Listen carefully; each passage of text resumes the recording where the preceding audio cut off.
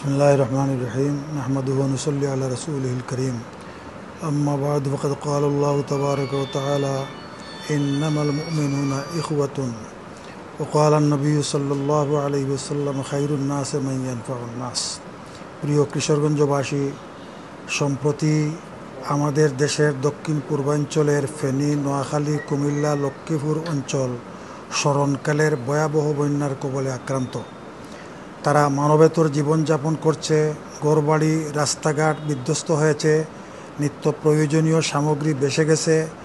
এই সংকট নিরসনে আলহামদুলিল্লাহ ছাত্র, শিক্ষক, ব্যবসায়ী, চাকরিজীবী, বিভিন্ন সংগঠন ও প্রতিষ্ঠান এবং ইমাম ও উলামা সহ দেশের সকল শ্রেণী পেশার মানুষ উদার চিত্তে বন্যার্তদের পাশে দাঁড়িয়েছেন। আমরা সকলকে ধন্যবাদ জানাচ্ছি। আল্লাহ সকলের প্রচেষ্টা কবুল করুন। অতীতের ন্যায় ইমাম উলামা পরিষদ কিশোরগঞ্জ ও বন্যার্তদের সেবায় নিরলসভাবে কাজ করে যাচ্ছে। আর ইমাম উলামা পরিষদের আহ্বানে কিশোরগঞ্জের সর্বস্তরের মানুষ যে উদারতার পরিচয় দিয়েছেন, আমরা আন্তরিকভাবে তাদের কৃতজ্ঞতা প্রকাশ করছি।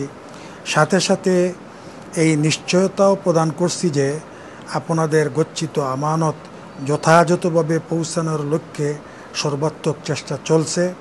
গত ২৬ আগস্ট প্রাথমিক দাফে প্রায় ১২ লক্ষ টাকার ত্রাণ সামগ্রী নোয়াখালীর হাজিরহাট, সেনবাগ ও সোনাইমুড়িতে ইমাম উলামা পরিষদের প্রতিনিধিগণ সরাসরি সরবরাহ করেছেন। এখনও ত্রাণ বিতরণ ও তথ্য সংগ্রহ কার্যক্রম অব্যাহত রয়েছে। আর যেসব এলাকায় বন্যার পানি নেমে যাচ্ছে সেখানে পুনর্বাসন কার্যক্রম সময়ের দাবি। তাই ইমাম উলামা পরিষদের সকল শাখার সকল সদস্যদের জানাচ্ছি যে আগামীকাল শুক্রবার বন্যা দুর্গত এলাকার দুরবস্থার কথা তুলে ধরে আবার সার্বিক সহযোগিতার প্রতি মুসল্লিদেরকে অনুপ্রাণিত করবেন। মুসল্লিয়ানে কেরাম, যে কোনো মসজিদের ইমাম সাহেবের নিকট আপনাদের অনুদান পৌঁছালে তা আমাদের ইমাম উলামা পরিষদের তহবিলে পৌঁছবে। আল্লাহ আমাদের সবাইকে সকল দুর্গত মানুষের পাশে দাঁড়ানোর তৌফিক দান করুন। ইমাম উলামা পরিষদের পক্ষ থেকে সভাপতি শফিকুর রহমান জালালাবাদী।